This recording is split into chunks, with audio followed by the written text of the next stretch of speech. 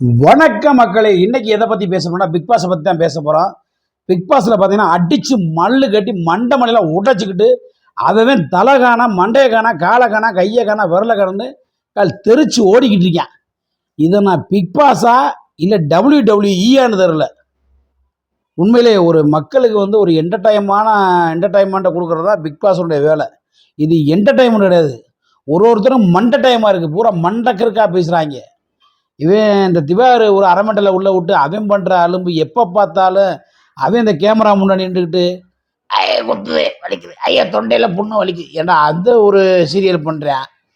அப்புறம் பார்த்தீங்கன்னா அப்புறம் இந்த பழைய வடிக்கு இந்த குத்துறது என்னடா வெளியில் பண்ணது தானே உள்ளேயும் போய் பண்ணிக்கிட்டு இருக்கேன். அந்த ஆள் ஏப்பா தர்பீஸு, உனக்கு வேறு பொழப்பே இல்லையா, இருக்கா இல்லையா? நீ போய் மாற்றி ஏதாவது கேம் ஆடுவியா, இல்லை ரீல்ஸ் பண்ணதே உள்ளே போனையா? இதை கேள்வி கேட்டதுக்குத்தான் பெரிய பிரச்சனையே பண்ணிட்டாப்புல தர்பூசணி. அப்போ இந்த உள்ளே வந்தாங்கள 4 பேர், அதாவது சாண்ட்ரா பிரசின் அவங்க ஹஸ்பண்ட் ஒய்ஃப் போலக, அப்புறம் திவ்யா கணேஷ், அப்புறம் அமித் பார்கவி, இவங்க 4 பேர் என்ன பண்ணிட்டாங்க, உள்ளே வந்தோடனே அடித்து தும்சம் பண்ணி இந்த வீட்டுக்கு தேவையில்லாத ஆட்களை பூரா நாங்கள் வெளியேற்றிடுவோம்ட்டாங்க. வெளியேற்றலை, இவங்க 4 பேர்த்தையும் இங்கே உள்ளே இருக்கையும் பூரா அடித்து வெளியேற்ற போகிறாங்க. அதுதான் நடக்க போகுது. அதாவது நீங்கள் போயிருக்கிறது ஒரு கண்டஸ்டண்ட்டாக போயிருக்கீங்க. நீங்கள் ஒன்றும் விஜய் சேதுபதி கிடையாது, பிக் பாஸ் கிடையாது. போய்ங்கிறது நீங்களும் ஒரு கண்டஸ்டன்ட். நீங்கள் கண்டஸ்டன்ட் என்ன அர்த்தம்? நீங்களும் ஒரு விளையாடக்கூடிய ஒரு விளையாட்டு வீரர்களாகத்தான் உள்ளே போயிருக்கீங்க பிக் பாஸில். அவங்க எப்படியோ அதே மாதிரி தான் நீங்களும் போயிருக்கீங்க. நாங்கள் பார்வையாளர், நாங்கள் பார்த்து உங்களை சொல்லணும். நீங்கள் இருக்கலாம் போகலாம், நாங்கள் உங்களுக்கு ஓட்டு போட்டு நாங்கள் வெளியே போகணுமா, நீங்கள் உள்ளே இருக்கணும்னு மக்களாகிய நாங்கள் முடிவு பண்ணணும். நீங்கள் 4 பேரும் போய் முடிவு பண்ண கேட்டால் டாப்பு டூப்புன்னு போகிறாங்க 4 பேர்.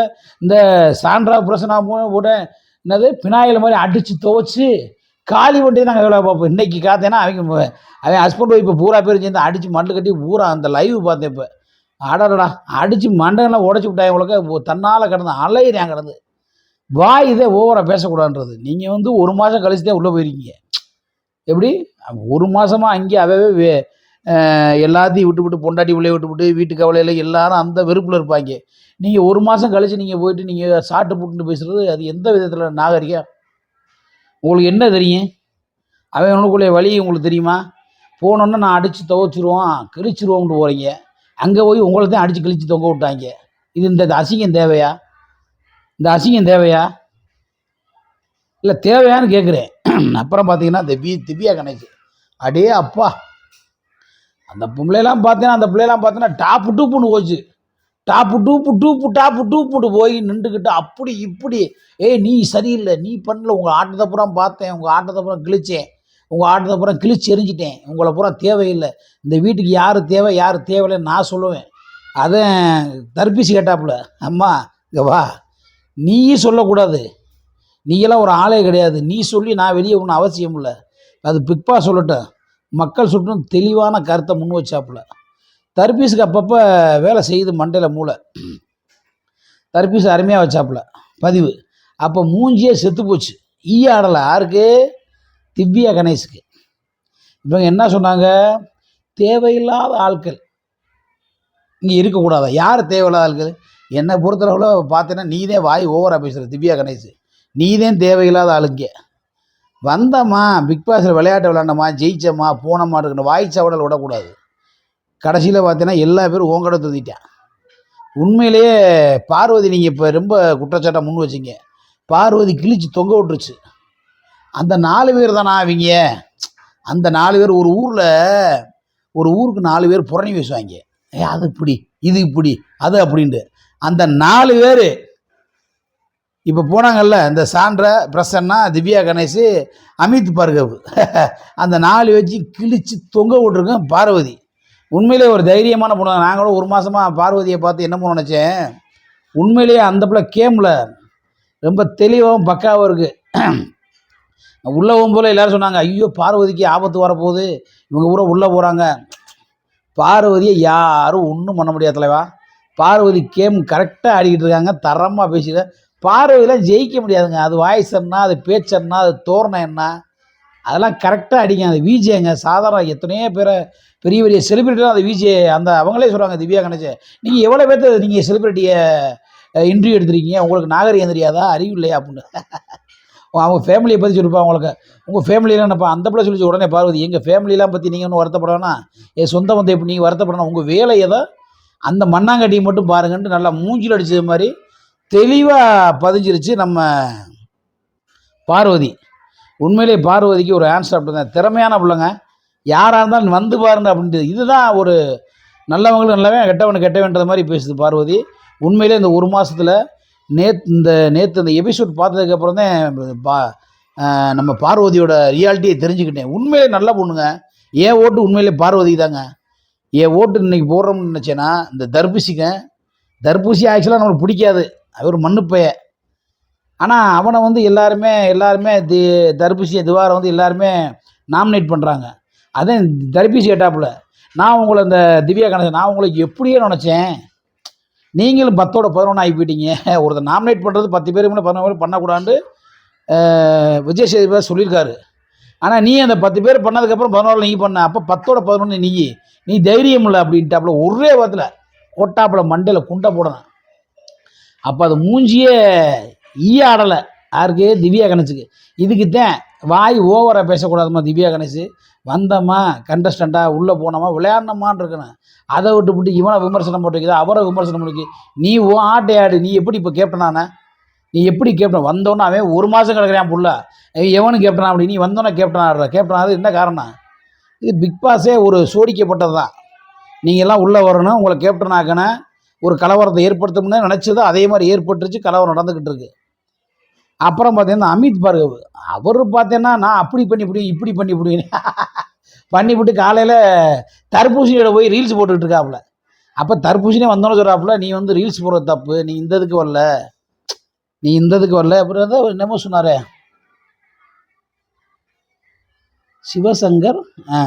அதாவது நான் வந்து கேமை வந்து பக்காவாக ஆட போகிறேன், என் கேமை யாருமே சரி பண்ண முடியாது அப்படின்னு சொன்னாப்புல. அப்போ தர்பீஸை வந்து சொன்னாப்புல, நீ வந்து இங்கே வந்து ரீல்ஸ்லாம் பண்ணுறதுக்கு நீங்கள் வரல, உங்கள் ரீல்ஸ் பண்ணால் வெளியே பண்ணிக்கோங்க அப்படின்னு சொல்லிவிட்டு இவர் காலையே போய் ரீல்ஸ் பண்ணிகிட்டு இருக்கார் அவர் தர்பீஸ்கிட்ட போய். அப்போ எப்படி, அப்போ நல்லா தான் கேட்டாங்க. அப்போ அவர் மூஞ்சி அங்கனே கிழிக்கப்பட்டது. யார், அமித் பார்கவ். அதுதான் ஒயிட் காரில் போனோமா, ஒயிட் சட்டை வெள்ளை வேட்டி போட்டோமா, சந்தோஷம் பண்ணோமா, சாப்பிட்டோமா, வந்தோமா, விளையாண்டோமான்னு அதை விட்டு தேவையில்லாமல் வாய் சவடால் விட்டு வாங்கி கட்டிக்கிட்டதை அந்த 4 பேருக்கு அப்படின்னு பார்வதி அருமையாக சொன்னாங்க. அந்த 4 பேர் தான் நீங்களா, ஒரு ஊருக்கு 4 பேர் இருப்பாங்க புறணி பேசிக்கிட்டு. அப்போ சொல்லுவாங்க, டேய் அந்த 4 பேரா அந்த ஊருக்குள்ளே, அந்த 4 பேர் தானே அப்படி பேச, அதே மாதிரி தான். அப்போ அந்த 4 பேர் தான் நீங்களா அப்படின்னா என்ன அர்த்தம், புறணி, அடுத்தவங்களை பற்றி பேசுகிறது இது பண்ணுறது. அப்புறம் நேற்று நைட்டு எல்லாமே எபிசோட் முடிஞ்சதுக்கப்புறம் போனதுக்கப்புறம் இந்த பிரசின்னா சொல்கிறாப்புல 2 ஷூ எடுத்துக்கிட்டு பினாயிலை எடுப்போம், அடித்து கழுவி வெளியே தள்ளுவோம். யாரை தள்ள போகிறீங்க, அடித்து உங்கள் 4 பேர் தான் இவங்க தள்ள போகிறாங்க. நீவே அந்த 16 பேர்கிட்ட நீங்கள் மாட்டலை, நீங்கள் தான் அவங்ககிட்ட மாட்டிருக்கீங்க. அந்த 16 பேர்கிட்ட அவங்க உங்கள்கிட்ட மாட்டலை, நீங்கள் தான் மாட்டிருக்கீங்க. இல்லை இருக்கீங்களா தெளிவான ஆள், ஒரு மாதம் கேம் ஆடிட்டு அருமையாக உட்காந்துருக்காங்க. அவன் வீட்டில் நீ ஜெயிக்கவே முடியாது. உண்மையிலே சொல்ல எலிமினேஷன் வந்து நீங்கள் 4 பேர் ஆயிடுவீங்க சீக்கிரத்தில். இந்த வாரம் விட்டுட்டு வர இந்த உங்களை பூராமே இப்போ எதுக்க ஆரம்பிச்சிட்டாங்க. நீங்கள் ஒரு கேப்டன் மாதிரி உள்ளே போனீங்க 4 பேரும், இப்போ டம்மி ஆகி போயிட்டீங்க. அதுக்குத்தான் சொல்கிறேன், நம்ம போனோமா நம்ம ஆட்டை ஆடின மாதிரி இருந்தால் பிரச்சனையே இல்லை. இங்கேருந்து போகிறதுக்கு முன்னாடியே இவங்க ஆட்டத்தெல்லாம் பார்த்துட்டேன், அப்படி பார்த்துட்டு இப்படி பார்த்துட்டு இவங்க அப்புறம் அடித்து எவனை வெளியேற்ற முடியும், நீங்கள் வெளியேற்ற நீங்கள் யார்? அது பிக் பாஸ் முடிவு பண்ணணும், மக்கள் நாங்கள் ஓட்டு போடணும், நீங்கள் இருக்குன்னு இருக்கக்கூடாது. இப்போ நான் சொல்கிறேன், நீங்கள் 4 பேருமே டம்மி, உங்களை அடித்து பொழந்துட்டாங்க. இப்போ ஒரு லைவில் ஒன்று ஓடிக்கிட்டு இருக்கு நண்பர்களே, இந்த நம்ம பர்கனா அவர் பேர் பக்ருதீனு கமருதீனு போட்டு ஒரு ஆள் அடிச்சிட்டாப்புல. அந்த கருப்பாக இருக்கிற என்ன இருப்பா பிரவீனை போட்டு பொழந்துட்டாப்புல. பிரவீன் அடிக்க கமருதீனை வந்து அந்த பிரசனை வந்து அடிச்சிட்டாப்புல உலக. அப்போ உங்களுக்கு எங்கே அந்த கோவம் தான், எப்படி உங்களுக்கு கோவம் வரலாம்? நேற்றுத்தே வந்தீங்க, முந்தானத்தை வந்தீங்க, இன்றைக்கி எப்படி கோவம் வந்து ஒருத்தனை கை நீட்டுற அளவுக்கு நீங்கள் உங்களுக்கு யார் அதை சொல்லிக் கொடுத்தது? ஒருத்தர் சண்டை வரானே விலைக்கு விடணும். இப்போ நீங்கள் அவனை அடித்து பெரிய பிரச்சனையை ஆக்கி விட்டீங்க. அதனால் வந்து ஒரு பிக் பாஸ் வந்து பிக் பாஸாக நீங்கள் ஆடவே இல்லை யாருமே. நாங்கள் சொல்கிற மக்கள்